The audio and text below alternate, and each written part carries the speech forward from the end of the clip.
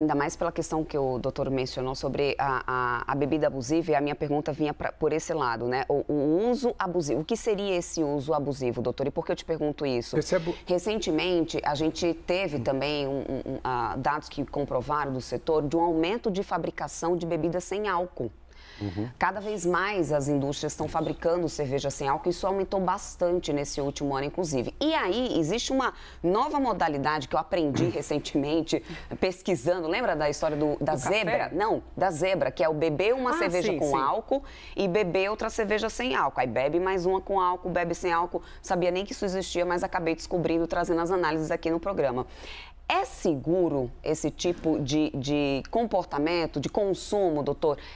Essa modalidade que eles chamam de zebra agora, alternar uma garrafa de cerveja, por exemplo, sem álcool, com uma cerveja com álcool. É seguro de alguma forma ou é somente uma ilusão de, olha, eu estou garantindo... E essa é uma das muitas histórias que se criam para se validar o uso de álcool. Depende, se eu tomar 10 cervejas, pouco importa se eu tomei entre elas 10 sem álcool ou sem álcool. O que conta é a quantidade de álcool que eu ingeri no final. Hoje a gente diz, eu não gosto de gramas, mas é um determinado. Quando você usa um drink, o que é um drink? É uma lata de cerveja, um copo de chopp, uma dose de destilado ou uma taça de vinho. Isso é um drink. Né? O de destilado é um pouco subestimado, porque na verdade ele dá um pouquinho mais.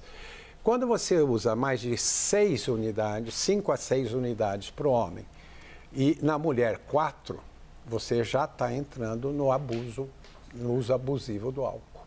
E esse uso abusivo é muito perigoso, porque ele é que dá o pior risco de efeitos agudos do álcool, como hemorragia digestiva, pancreatite, inclusive infarto agudo do miocárdio em paciente que já tem alguma doença cardiovascular incipiente. Então, é o risco maior. Então, o uso abusivo seria a partir daí. E você sabe que tem gente que passa disso muito mais, né? Muito mais. Muito mais. E tem gente que bebe muito pouco e já fica mais rapidamente alcoolizado. Bom, doutor, para a gente encerrar aqui, alguém que tem problema com bebidas, ele procura primeiro um hepatologista ou primeiro um psiquiatra? Porque geralmente as pessoas não admitem e não procuram ninguém. Exatamente. Mas só para deixar aqui a sugestão para quem nos assiste. Olha, a sugestão depende do que está sendo a demanda.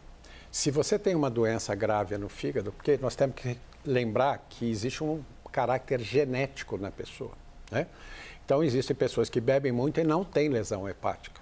Vão ter doença no pâncreas. Eu tenho a famosa história de um familiar que a vida inteira eu avisei que o senhor está tomando demais, isso vai dar problema. E ele acabou tendo uma pancreatite e câncer de pâncreas.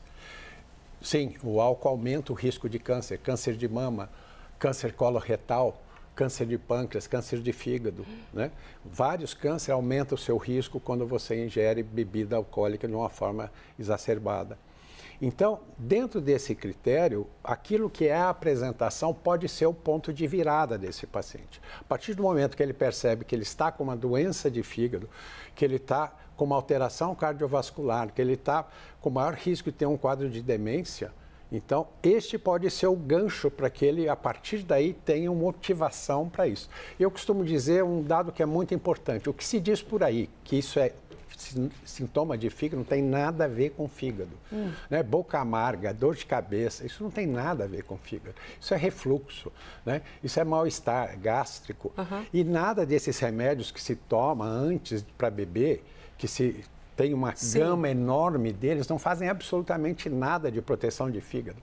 O melhor cuidado com ressaca chama-se hidratação, água.